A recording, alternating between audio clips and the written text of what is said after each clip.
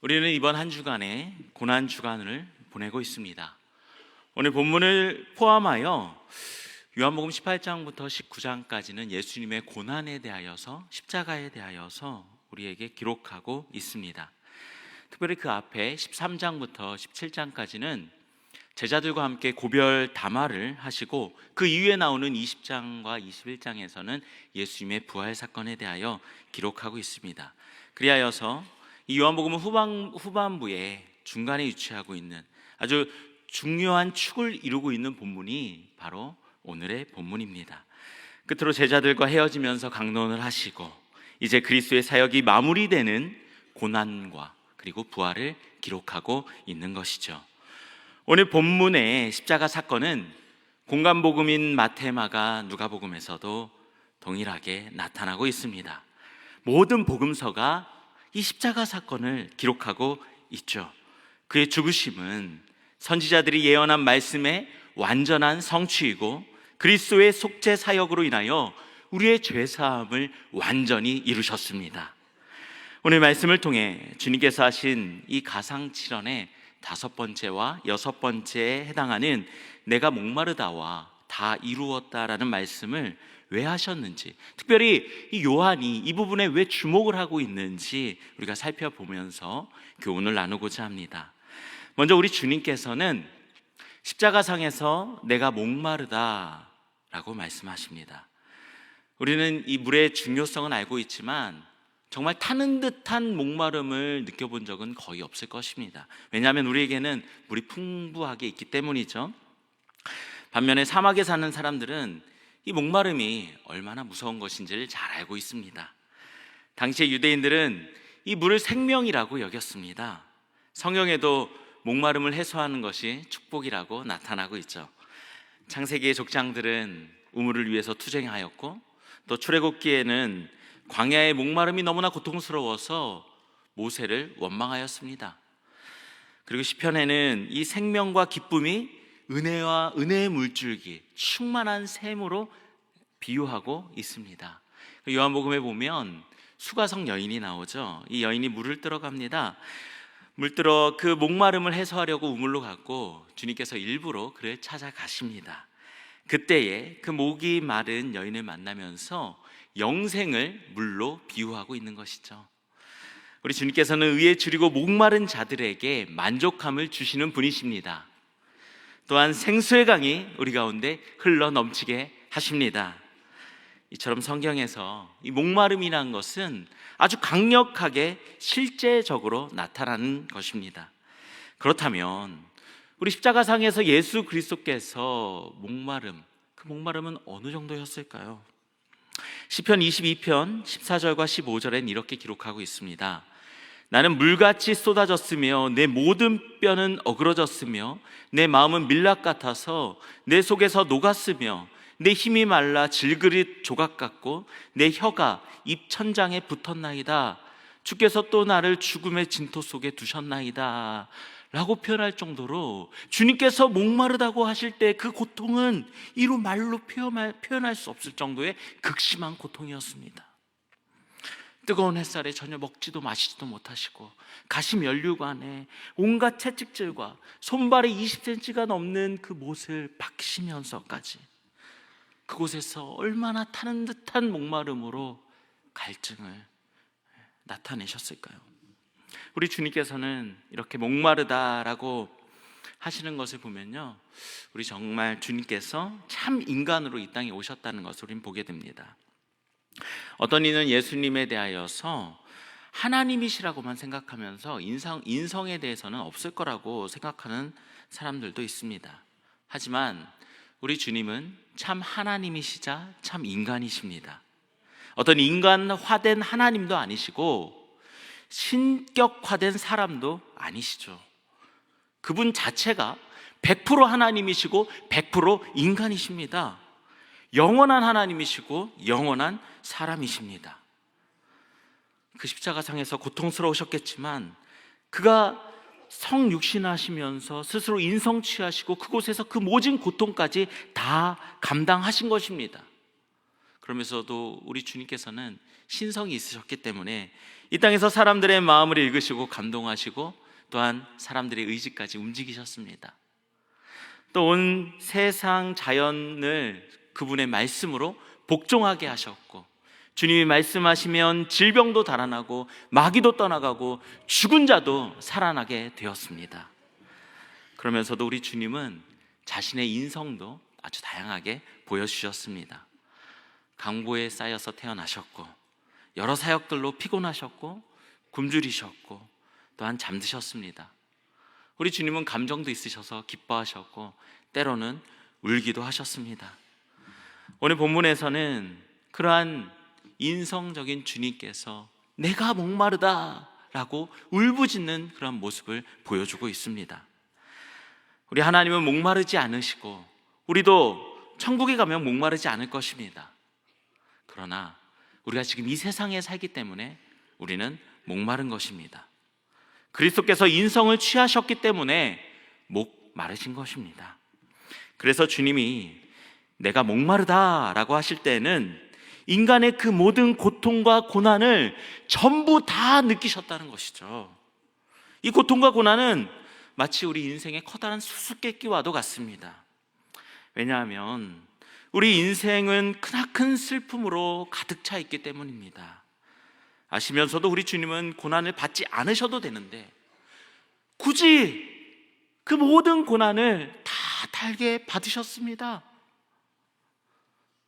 왜 우리 주님께서 그런 고난을 받으셔야 했을까요? 굳이 받지 않으셔도 괜찮은데, 그것은 바로 죄와 연결시켜 보아야 합니다. 즉 우리 주님이 받으신 고난은 죄와 긴밀하게 연결되어 있다라는 것이죠. 그렇다고 이 고난이 자신의 죄 때문은 아니었습니다. 우리 주님은 죄가 없으신 분이십니다. 모든 고난이 다 그렇지는 않겠지만 우리 예수님의 고난은 분명히 죄와 연관성이 없는데, 전혀 고난을 받으실 필요가 없는 분께서, 심지어 죄도 없는 분께서 무슨 이유로, 어떤 특별한 이유가 있었기 때문에 이 고난을 받으셨다는 것이죠.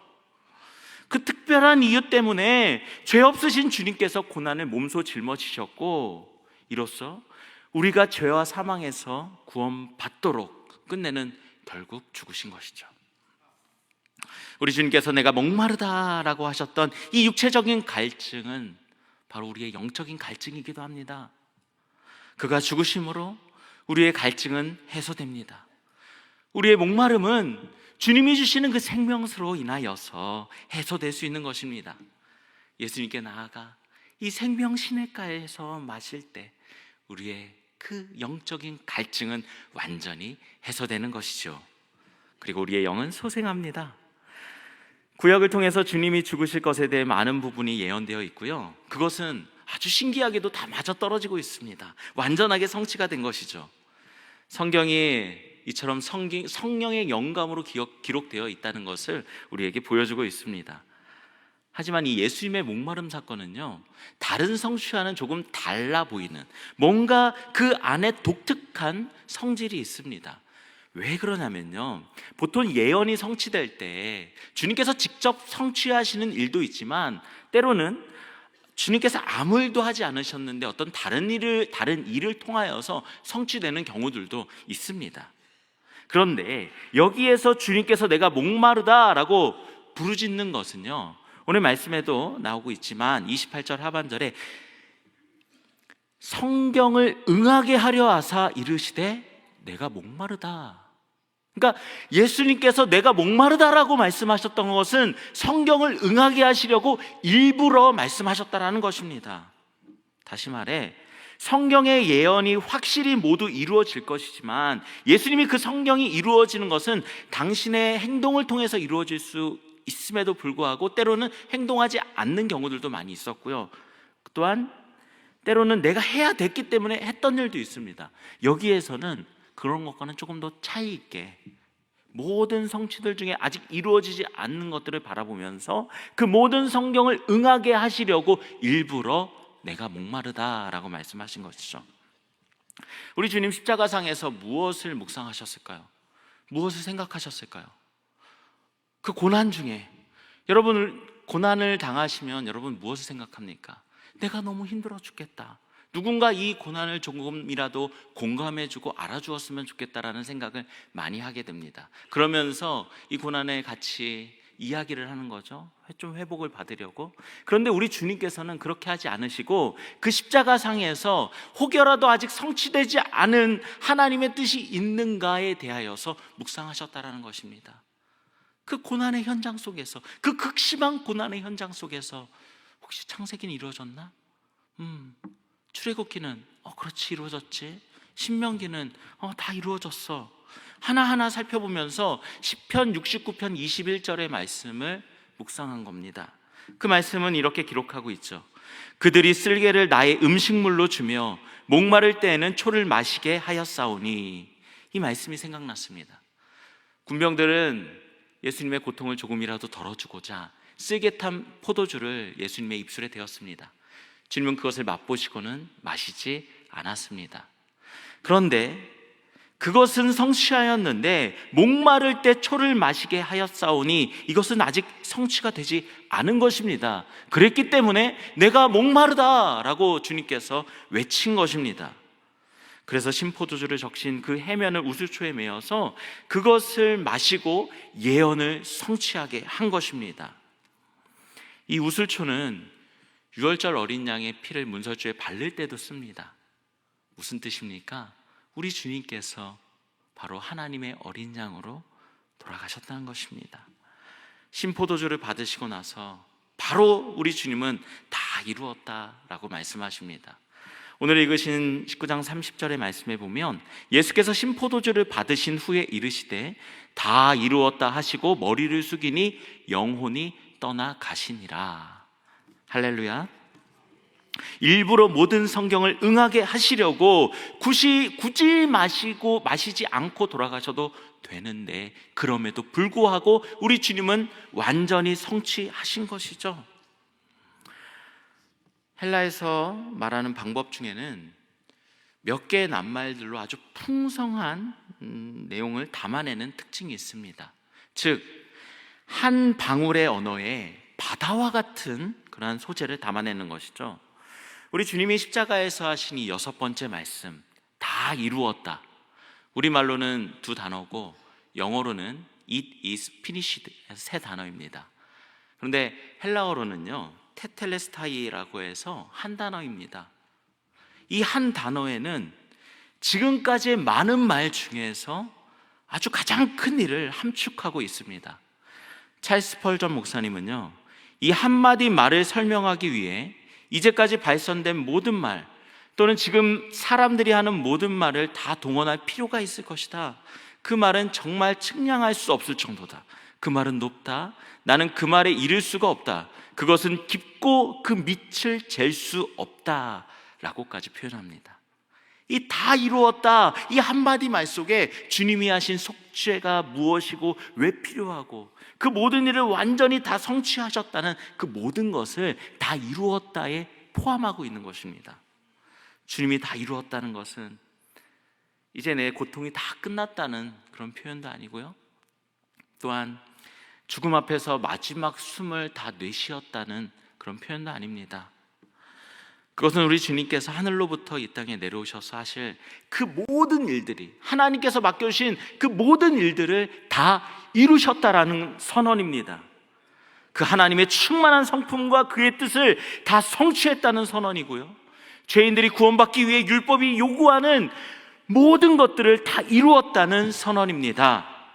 이제 우리의 구속을 위해서 모든 값이 지불되었습니다. 확실히 말해서 예수님께서 이 말씀하실 때는 아직 죽지 않으셨습니다. 그러나 그의 죽으심은 한순간에 이루어질 것입니다. 이제 이루어질 일들을 바라보면서 우리 주님 다 이루었다라고 말씀하신 것이죠. 그러면 우리 주님께서 죽어가시며 하신 이 말씀은 과연 무엇을 뜻하는 것일까요? 이 다 이루었다는 것, 과연 무엇을 다 이루었다라는 말씀일까요? 그리고 이것이 우리의 구원과 무슨 상관이 있는지 한번 살펴보겠습니다. 먼저 주님께서 다 이루었다라는 것은 예수 그리스도의 고난과 승리를 이루셨다라는 말씀입니다. 이사야는 수백 년 전에 이사야 53장 3절 말씀을 통해서 그는 멸시를 받아 사람들에게 버림을 받았으며 강고를 많이 겪었으며 질고를 아는 자라. 마치 사람들이 그에게서 얼굴을 가리는 것 같이 멸시를 당하였고 우리도 그를 귀히 여기지 아니하였도다 라고 예언했습니다. 즉 그리스도의 삶을 특징 짓는 것이 바로 고난입니다. 이 고난, 그는 목마르고 굶주리셨죠. 3년 동안 머리 둘 곳 없이 일하셨습니다. 조소를 받고 송사를 받고 매를 맞고 십자가의 그 공포와 모욕을 다 짊어지셨습니다. 아마 예수님께서 고난 받는 것 같이 고난 받는 사람이 여기 있다면 아마 살아있지 않을 것입니다. 그럼에도 불구하고 우리 주님께서는 그 말씀대로 그 모든 고난을 다 달게 받으셨습니다. 이제는 다시 예수님 얼굴에 침 뱉는 사람 없겠죠? 욕설을 퍼부을 사람도 없을 것입니다. 예수님께 다시 채찍질할 군병들도 없을 것이고요, 조롱할 제사장들도 없을 것입니다. 이제 모든 것 다 끝났습니다. 이제 그는 하늘 보좌 우편에 앉으셔서 모든 원수들을 완전히 굴복시키시고 발등상 되게 하기까지 기다리고 계실 것입니다. 가시 면류관 쓰셨던 그 머리에 이제는 영광으로 관 쓰셨습니다. 하늘의 가장 높은 곳에서 그의 우편이 바로 그의 자리인 것입니다. 왕의 왕이시고 주의 주이시고 하늘의 영원한 빛이십니다. 아무도 그를 멸시할 수 없고 더 이상 고난받을 필요 없이 이제는 고난이 다 끝났습니다. 둘째로 이룬 것은 예수님께서 모든 사역을 이루셨습니다. 우리 주님은 세상에서 그 일을 하라고 부름을 받으셨죠. 그 일의 핵심은 바로 속죄입니다. 우리는 단번에 속죄를 받을 것입니다. 그것은 그의 삶 전체를 아버지께 전적으로 순종함으로 바치셨기 때문에 가능해진 것입니다. 요한복음 4장 34절에 보면 예수께서 이르시되 나의 양식은 나를 보내신 이의 뜻을 행하며 그의 일을 온전히 이루는 것이라고 합니다. 즉 우리 주님이 바로 이 땅 가운데 보내주신 이유는 하나님의 일을 행하고 그 일을 온전히 이루는 것이라고 말씀하죠. 요한복음 14장 10절에도 내가 아버지 안에 거하고 아버지는 내 안에 계신 것을 내가 믿지 아니하느냐. 내가 너희에게 이르는 말은 스스로 하는 것이 아니라 아버지께서 내 안에 계셔서 그의 일을 하시는 것이라고 말씀하고 있습니다. 즉 우리 주님은 전생에 걸쳐서 하나님께서 나에게 맡겨주신 일이 무엇인지 늘 염두하고 살아가셨습니다. 그래서 그 일에만 전심전력을 기울이신 것이죠. 성경을 응하게 하시려고, 그 일이 다 완전히 성취되게 하시려고 주님 온전히 거기에만 집중하셨습니다. 그래서 만족하시면서 다 이루었다라고 말씀하신 것이죠. 지금 이곳에 계신 여러분들 중에 아마 이렇게 다 이루었다라고 말씀하실 수 있는 분이 계실까요? 아마 없을 것입니다. 하지만 우리 주님은 다 이루셨습니다. 할렐루야. 셋째로 우리 주님께서는 초림에 대한 예언들을 모두 이루셨습니다. 주님에 관한 모든 예언들이 다 성취됐다고 말할 수는 없습니다. 왜냐하면 그가 하실 일이 아직 남아있기 때문입니다. 그건 언제 이루어지냐면 주님 재림하실 때에, 주님께서 다시 오실 그날에 모든 것이 이루어지게 됩니다. 그런데 복음 사역에 대한 그 모든 예언들은 주님 계셨을 때 다 이루셨습니다. 인간 아버지가 아닌 여자에게서 태어날 예언이 성취되었고, 예수님이 아브라함의 씨와 다윗의 혈통에서 나실 것도 예언되었는데 성취되었습니다. 베들레헴에서 태어나실 것, 또한 애굽으로 피난 당하시고 다시 돌아오실 것, 다 예언된 것입니다.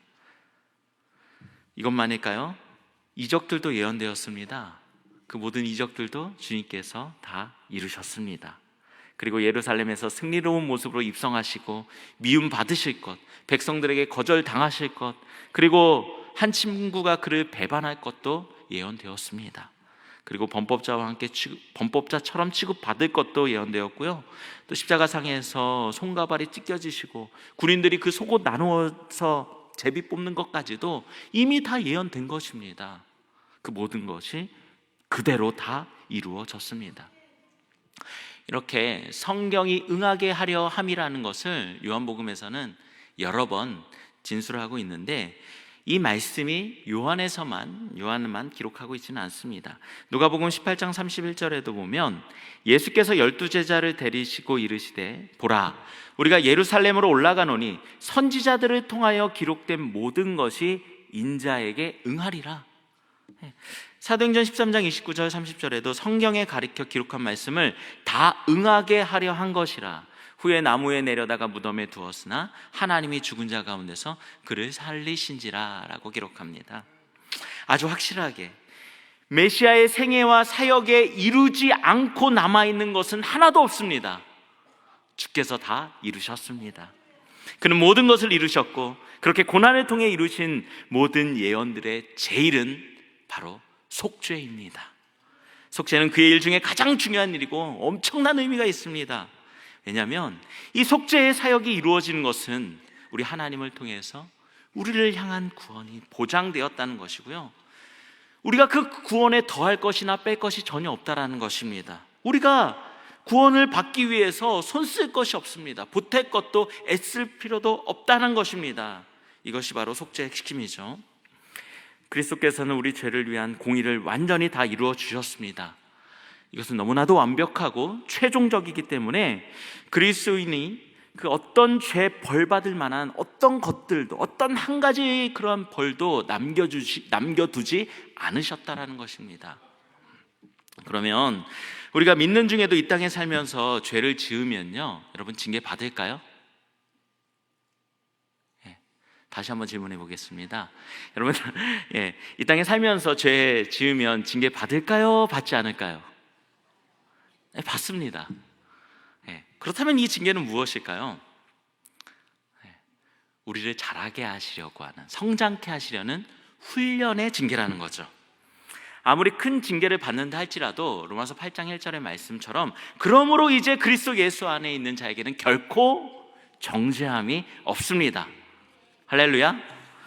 히브리서 10장 12절부터 14절에는요 오직 그리스도는 죄를 위하여 한 영원한 제사를 드리고 하나님 우편에 앉으사 그 후에 자기 원수들을 자기 발등상이 되게 하실 때까지 기다리시나니 그가 거룩하게 된 자들을 한 번의 제사로 영원히 온전하게 하셨느니라. 할렐루야. 이보다 더 위대한 것이 있겠습니까? 예수님 말고 이러한 제사를 드리기에 합당한 대제사장이 있겠습니까? 예수님 이외에 대속의 피를 흘린 자가 있을까요? 예수님 말고 단번에 지성소에 들어가서 그 영원한 구속을 이루신 분이 누가 있겠습니까? 그 어느 누구도, 그리고 이 속죄에 대해서 그 어느 누구도 보탤 것도 뺄 것도 전혀 없다라는 것입니다. 그렇게 생각하는 것 자체가 무례한 것이죠. 예수 그리스도께서 우리가 진 모든 빚을 다 갚아 주셨습니다. 우리의 죄가 주홍빛같이 아주 진하게 자국을 남겼음에도 불구하고 우리 주님께서 그 진한 자국을 아주 하얗게 깨끗하게 씻어 주셨습니다. 그렇다면 여러분, 주님께서 우리에게 하라고 남겨두신 일은 무엇일까요? 그것은 그저 하나님을 믿고 예수님을 믿는 일밖에 없습니다. 요한복음 6장 28절부터 28절엔 이렇게 기록합니다. 그들이 묻되, 제자들이 묻되 우리가 어떻게 하여야 하나님의 일을 하오리까? 라고 물으니까 예수께서 대답하여 이르시되 하나님께서 보내신 일을 믿는 것이 하나님의 일이다 라고 말씀합니다. 즉 제대로 믿는 것, 그것이 우리가 할 하나님의 일인 것입니다. 그러면 여러분, 예수님 믿었으니까 방관자처럼 그냥 아무 일 하지 않아도 된다는 것일까요? 그냥 믿고 나서 자유롭게 마음대로 살아도 어떤 행동을 해도 전혀 문제가 되지 않는다는 것일까요? 그건 아닙니다. 우리가 행한 일들과 앞으로 행할 그 어떤 일도 그리스도께서 십자가에서 이루신 그 만족에 가미할 것도 뺄 것도 전혀 없다는 것입니다. 그저 주님이 이루신 속죄는 완벽하게 이루어졌다는 것입니다. 그러면 그리스도께서 그 모든 일들을 끝내셨기 때문에 손 놓고 아무 일도 하지 말자라고 이렇게 이야기해야 될까요? 아니죠. 오히려 예수님께서 날 위해 그처럼 큰 일을 행하셨기 때문에 이제 내가 예수님을 위해 무슨 일을 할 수 있는지 알려달라고 이야기해야 합니다. 사울이 다메섹 도상에서 거꾸러질 때 그에게 계시하신 분이 누구라고 묻습니다. 주여 누구십니까? 그러니까 주님이 말씀하시죠. 난 내가 핍박하는 예수다. 주님, 내가 무엇을 해야 됩니까? 우리 주님께서 그를 통해서 하신 일이 있습니다. 그는 예수가 그리스도이심을 나타내는 사도로 쓰임을 받았습니다. 사도행전 9장 15절에 보면 주께서 이르시되 가라, 이 사람은 내 이름을 이방인과 임금들과 이스라엘 자손에게 전하기 위하여 택한 나의 그릇이다. 그렇다고 우리를 다 사도로 부른 건 아니죠. 사도로 부름 받지 않았습니다. 이 일을 하라는 것은 아닙니다. 하지만 이 땅에서 우리가 각자 해야 할 사명들이 있습니다. 각자 우리가 감당해야 할 일들이 있습니다. 우리가 이 땅에서 예수님을 믿고도 여전히 주님과 함께 갈 본향을 향해 나아가지 못했다면 여전히 우리는 할 일을 다 마치지 못한 것입니다. 그래서 지속적으로 계속하여 주님 바라보며 나아가야 하는 것입니다. 그 본향을 향하여 나아가야 하는 것입니다. 예수님은 그 일 다 마치셨죠. 그래서 우리도 그 일을 마쳐야 합니다. 근데 그 일을 마치려 하면은 고난도 있고 또 우리의 연약함도 있고 때로는 낙심할 수도 있습니다. 그러나 이런 것들에 지지 말아야 합니다. 계속해서 바울이 갔던 것처럼 나아가야 하는 것입니다. 언제까지요? 디모데후서 4장 7절 8절에 이렇게 말씀합니다. 나는 선한 싸움을 싸우고 나의 달려갈 길을 마치고 믿음을 지켰으니 이제 후로는 나를 위하여 의의 면류관이 예비되었으므로 주 곧 의로우신 재판장이 그날에 내게 주실 것이며 내게만 아니라 주의 나타나심을 사모하는 모든 자에게 노니라 라고 우리가 고백할 수 있을 때까지, 그때까지 계속하여서 우리는 전진해야 합니다. 우리의 호흡이 마칠 때까지 정말 예수님을 섬겨야 합니다. 할 수 있는 한 모든 것들로 우리 주님 잘 섬겨야 합니다. 주님께서 마지막 호흡을 다하기까지, 그때까지도 하나님의 뜻을 생각하며 성경에 응하려고 하셨던 그 주님의 마음으로 우리는 우리의 마지막 숨이 닿을 때까지 주님을 섬겨야 합니다. 그래서 우리를 통해 주님께서 남겨주신 과업들을 감당해 나가야 하는 것이죠. 우리 주님께서는 우리에게 많은 일들을 맡겨주셨습니다. 성경에서도 그런 맡겨주신 것들을 기록하고 있습니다. 요한복음 17장 17절에는 그들을 진리로 거룩하게 하옵소서, 아버지의 말씀은 진리니이다 라고 기록합니다. 이 말씀처럼 우리는 거룩함에 힘써야 합니다.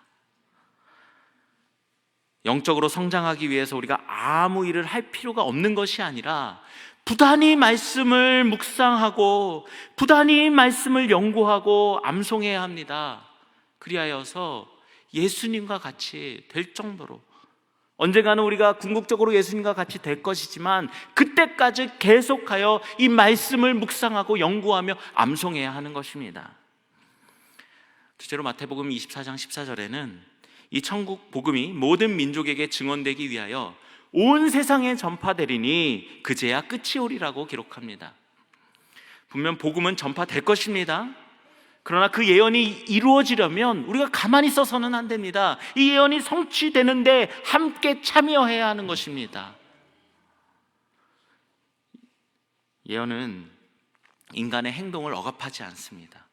오히려 우리의 행동을 자극합니다. 움직이게 합니다. 왜냐하면 그 행동이 주는 앞으로의 결말을 우리가 알고 있기 때문입니다. 어떤 결말이 이루어질지는 우리 알고 있기 때문에 그 행동을 하지 않을 수 없는 것입니다. 하나님의 약속들을 믿고 외치면서 그저 담대하게 나아가면 되는 것입니다. 주님께서 모두 다 성취하신 것처럼 다 이루었다라고 말씀하시면서 우리 주님께서 모두 담대하게 십자가상에서 그 고난 중에도 성취하셨던 것처럼 우리도 주님의 말씀을 묵상하며 거룩함으로 담대하게 주님의 복음 들고 이 고난주간과 부활주의를 승리 가운데 보내시는 저와 여러분들 되시기를 주님의 이름으로 소원합니다. 함께 기도하겠습니다. 하나님 아버지, 우리를 죄에서 구원하시고 친 백성 삼아주시니 감사를 드립니다. 우리 때문에 고난당하셨고 하나님의 뜻을 모두 이루고자 끝까지 고난당하신 주님을 묵상하며 이제는 우리에게 주어진 하나님의 일을 우리 삶에서 열심히 감당하게 하여 주시옵소서. 주님 다시 오실 그날까지 우리의 가정과 우리의 일터와 삶의 모든 여정에 하나님께서 개입하여 주셔서 아무리 힘들고 낙심되고 연약할 때에도 하나님의 뜻만 바라보게 하여 주옵소서. 그래서 하나님의 뜻이 이 땅 가운데 이루어지기만을 간절히 소원하는 주님의 약속들만 믿고 아주 믿음의 선한 싸움을 담대하게 싸워나가는 주의 자녀, 주의 제자 되게 하여 주옵소서. 그리하여서 우리가 다니는 곳곳마다 주님의 향기만 풍성하게 흐르게 하여 주옵소서. 우리의 산소망이신 존귀하신 예수님의 이름으로 기도하옵나이다. 아멘.